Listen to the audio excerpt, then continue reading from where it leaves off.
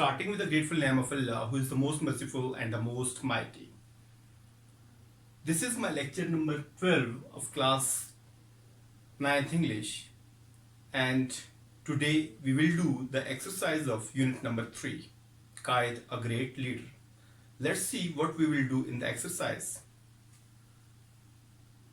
Unit number 3, Qaid, a great leader. In the exercise, we will do glossary, difficult words, their English to English and Urdu meanings, which are used in the text.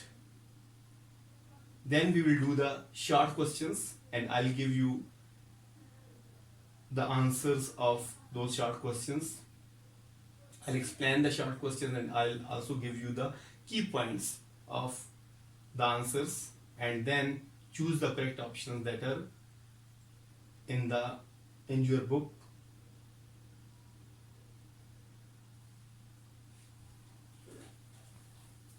Starting with the grateful name of Allah, who is the most merciful and the most mighty. This is my lecture number 12 of class 9th English. We have completed unit number 3, and today we will start its exercise. And in exercise, we will do glossary, short questions, and choose the correct options. Let's start the exercise of unit number 3, Qaid, a great leader. First word is dignified. Dignified मैंने आपको बताया था, इसका मतलब है पुरवकार, इज्जत वाला या पुरवकार. मैंने आपको बताया था ऑनरेबल यानी calm and serious and deserving respect, तो रिस्पेक्टफुल पर्सन. नेक्स्ट वर्ड है एम्पायर. एम्पायर का मतलब है सल्तनत. एम्पायर सल्तनत, a group of countries or states that are controlled by one ruler or governor. तो एम्पायर कहते हैं सल्तनत को. नेक्स्ट वर्ड है स्टर्न. स्टर्न का मतलब है सख्त, सख्त मिजाज, सख्त या सख्त मिजाज, स्ट्रिक्ट पर्सन को. तो serious and often disapproving, expecting somebody to obey you. तो स्टर्न का मतलब है सख्त. नेक्स्ट वर्ड है वास्ट. तो हमने वर्ड पढ़ा था वास्ट एक्साइटेड क्राउड. वास्ट का मतलब है वसी. तो एक्सट्रीमली लार्ज इन एरिया, यानी वो क्राउड कहाँ था, पूरे एरिया में फैला हुआ था, साइज, अमाउंट, एट्सेट्रा. तो वास्ट, वास्ट का मतलब है वसी. नेक्स्ट वर्ड है चीयरिंग. चीयरिंग का मतलब है खुशी की चीखें. तो खुशी से जो बंदा या किसी की प्रेज़ के लिए जो शाउट करता है उसको कहते हैं cheering. Loud shouting that shows support, praise और encouragement for somebody. Next word है फॉरेन. फॉरेन का मतलब है बैरूनी. तो जैसा कि जो हिंदुस्तान के मुसलमान थे उनके ऊपर बैरूनी तसल्लुत था. इन और from a country that is not your own. तो बैरूनी मुल्क यानी अंग्रेज़ों का तसल्लुत था. नेक्स्ट वर्ड है लेसेंटरशिप. इसका मतलब है द स्टेट और position of being a person who leads a group of people, specially the head of country and organisation. तो वो शख्स जो कि हेड ऑफ द कंट्री होता है उसको कहा जाता है. नेक्स्ट वर्ड है होमलेस. होमलेस का मतलब है beggar, people who have no home. वो लोग जिनका कोई घर नहीं होता उनको होमलेस कहा जाता है. नेक्स्ट वर्ड देखिए एक्साइटमेंट. एक्साइटमेंट कहते हैं जोश, वलवला या जोश व खरोश. तो a feeling of great enthusiasm and eagerness. Next word है रिफ्यूज. रिफ्यूज का मतलब है पनाह, पनाह लेना. तो the state of being safe और शेल्टर्ड, ठीक है, यानी पनाह लेना. तो हमने ये पढ़ा कि हिंदुस्तान के वो मुसलमान जिनके ऊपर जुल्म हो रहा था उन्होंने भी आके किधर पनाह ली, पाकिस्तान में पनाह ली थी. नेक्स्ट वर्ड है वायलेंस. वायलेंस का मतलब तशद्दुद, behaviour involving physical force intended to hurt, damage. ठीक है, वायलेंस तशद्दुद करना. नेक्स्ट वर्ड है डिटर्मिनेशन. डिटर्मिनेशन का मतलब है पक्का इरादा. मैंने आपको बताया था फर्म रिजॉल्व. यहाँ पर है फर्मनेस ऑफ पर्पस, यानी पक्का इरादा, मुसम्मम इरादा. ये थी आपकी ग्लॉसरी। अब ग्लॉसरी के बाद हम यूँ करते हैं कि क्वेश्चंस देखते हैं और उनके आंसर्स। पहला वो जो आपका क्वेश्चन है कंप्रीहेंशन का, आंसर द फॉलोइंग क्वेश्चंस। पहला क्वेश्चन है कि आपने उस शख्स को डिस्क्राइब करना है, मोहम्मद अली जिन्ना को डिस्क्राइब करना है जिन्होंने कराची में माड़ीपुर में जहाज़ से बाहर कदम रखा था, तो कैसे थे, यानी उनके अपीयरेंस का बताना है। तो ये आपने पैराग्राफ नंबर 1 में पढ़ा था। तो let's start. Describe the person who had come out of the aeroplane at Mauripur Karachi on August 7, 1947। तो आपने उसको एक्सप्लेन करना है।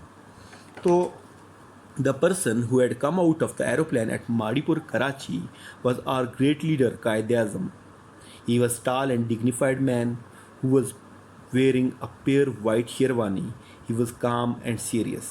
तो आपने यही पढ़ा था उनके बारे में कि मोहम्मद अली जिन्ना जो थे उन्होंने प्योर वाइट या खालस एक शेरवानी पहनी हुई थी और वो एक लंबे और पुरवकार शख्स थे और वो मुसलमानों के एक अजीम लीडर थे। नेक्स्ट है, why did the crowd roar in one voice Pakistan जिंदाबाद। तो हजूम जो था वो एक ही आवाज़ में क्यों शोर मचा रहा था पाकिस्तान जिंदाबाद में। तो ज़ाहिर है कि हजूम जो है पाकिस्तान जिंदाबाद का शोर इसलिए मचा रहा था या इसलिए वो नारे लगा रहे थे कि वो कायद-ए-आज़म मोहम्मद अली जिन्ना को खुश आमदीद कहना चाह रहे थे। खुश आमदीद कहने के लिए तो हम ये कह सकते हैं in order to welcome him. तो देखें ये होगा in the crowd roared in one voice Pakistan जिंदाबाद in order to welcome their great leader Mohammad Ali Jinnah. तो ये इसका पॉइंट है। तो as soon as he appeared the crowd roared in one voice Pakistan जिंदाबाद in order to welcome their great leader. Next question है, who had become homeless, कौन बेघर हो गया था, या sorry why had people become homeless, लोग बेघर क्यों हो गए थे।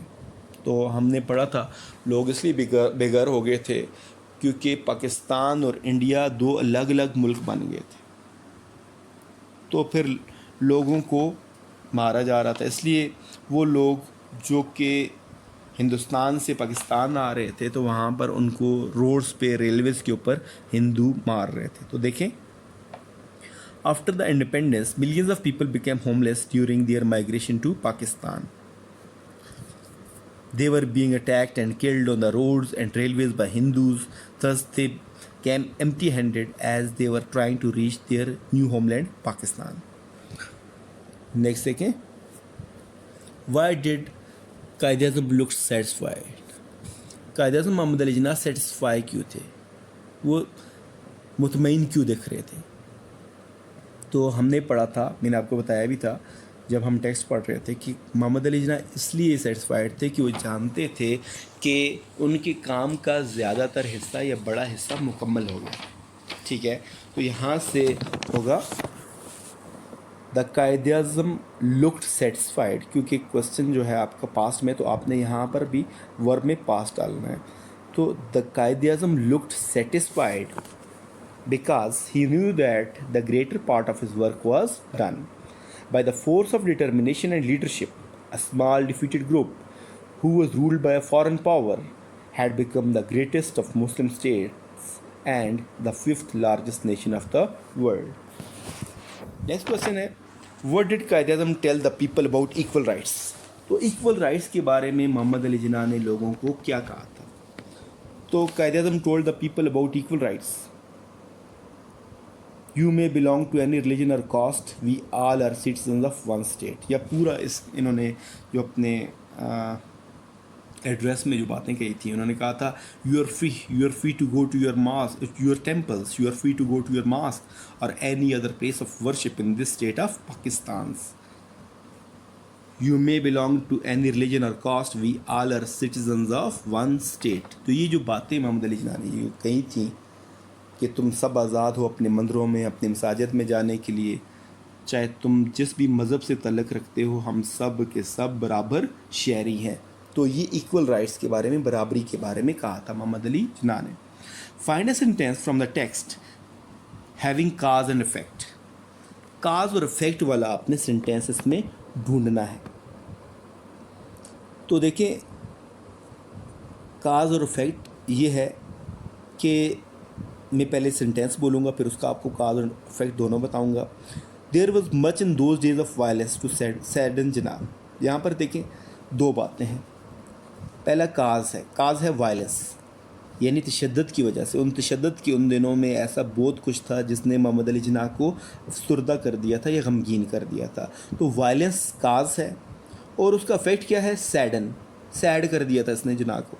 तो ये होता है काज एंड इफ़ेक्ट, यानी वजह भी और उसका जो इफ़ेक्ट या असर पड़ा वो भी। या एक और देख ले, people who had become homeless when Pakistan and India became separate countries. तो इसमें भी देखें लोग होमलेस हो गए थे, ठीक है, और वजह क्या बनी थी, काज क्या बना था, ये इफ़ेक्ट क्या था, होमलेसनेस, और वजह क्या थी, काज क्या था, इंडिया और पाकिस्तान बिकेम सेपरेट कंट्रीज़। फिर है नेक्स्ट देखें, identify sentence from the text expressing an opinion. कोई भी ऐसा सेंटेंस बयान करें जिसमें राइटर ओपिनियन दे रहा हो।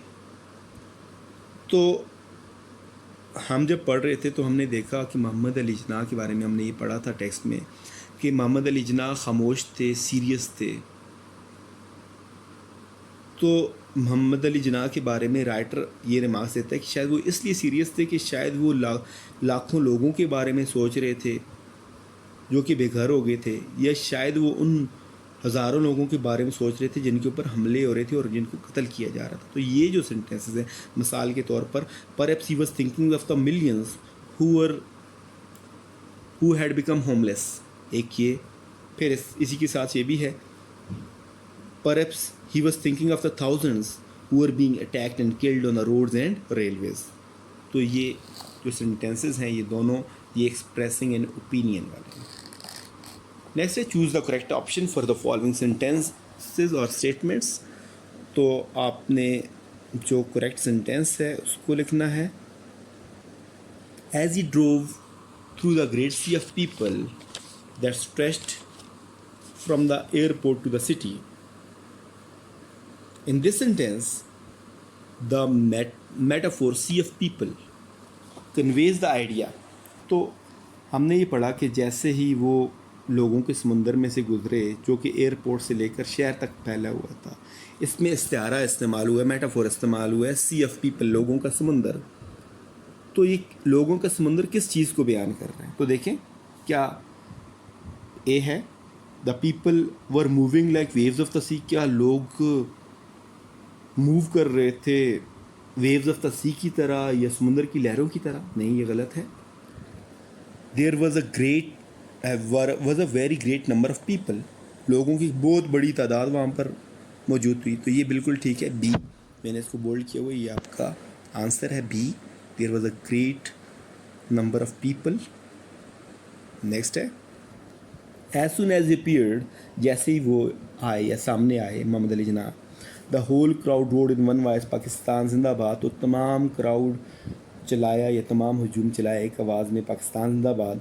Using the comparison clues the word road in this sentence means, इसमें रोर का वो जो वर्ड है यानी शोर मचाने का जो वर्ड है किस सेंस में है?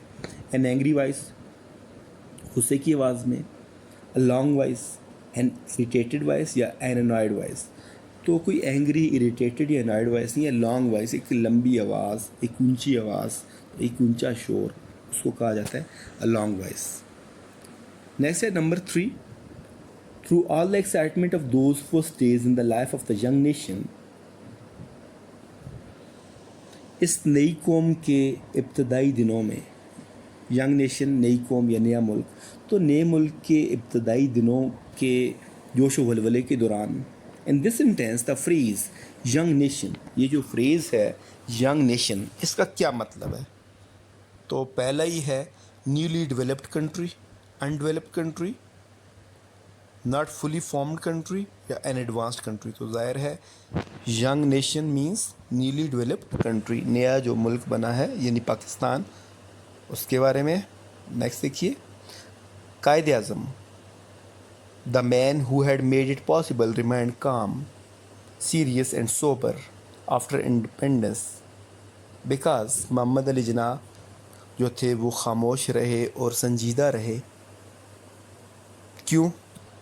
He was thinking of the millions of people who had become homeless, वो उन लाखों लोगों के बारे में सोच रहे थे जो बेघर हो गए थे, या he was thinking of the ways to run the newly born nation, या he was thinking about his own family and friends, या he was thinking of the ways to accommodate millions of people. तो यहाँ पर है he was thinking of the millions of people who had become homeless, वो उन लाखों लोगों के बारे में सोच रहे थे जो बेघर हो गए थे। और नेक्स्ट है number 5 last, Mohammad Ali Jinnah was at this time tired and far from well. Mohammad Ali Jinnah उस वक्त थके हुए थे, टायर्ड थे, थके हुए थे, एंड फार फ्रॉम वेल, और बीमार थे। ठीक है। इन this sentence the phrase far from well, तो ये जो फ्रेज है फार फ्रॉम वेल का क्या मतलब है? इल एंड एलिंग, बेड रिडन और डिसेबल्ड, क्रूअल और इन्फॉर्म, या इंजर्ड और हर्ट। तो यहाँ पर है इल और एलिंग, बीमार थे। इल और एलिंग का मतलब है बीमार होना। तो ये था आज का हमारा लेक्चर। हमने आज ग्लॉसरी की शॉर्ट क्वेश्चंस के जो की आंसर्स थे वो मैंने आपको बताए, और साथ में चूज़ द करेक्ट ऑप्शंस भी हमने किए जो आपकी बुक की एक्सरसाइज है। तो आपने होमवर्क में यूँ करना है यूनिट नंबर 3 का द ग्रेट लीडर की, आपने ग्लॉसरी करनी है। ग्लॉसरी हमने पहले भी जब हम टेक्स्ट पढ़ रहे थे तो उसमें भी मैंने आपको बहुत से वर्ड्स बताए थे, उनके इंग्लिश टू इंग्लिश और उर्दू मीनिंग भी बताए थे। और आज भी हमने ग्लॉसरी पढ़ी, उसके English to English and Urdu meanings पढ़े, वो आपने लिखने हैं। इसके साथ साथ आपने चूज़ द करेक्ट ऑप्शंस जो अभी मैंने आपको बताए इनको लिखना है, क्योंकि ये आपके MCQs का पार्ट है और ये कम्प्रीहेंशन के लिए भी लाजमी है। तो ये ग्लॉसरी और चूज़ द करेक्ट ऑप्शंस आपने होमवर्क के तौर पर करने हैं। Have a very nice day.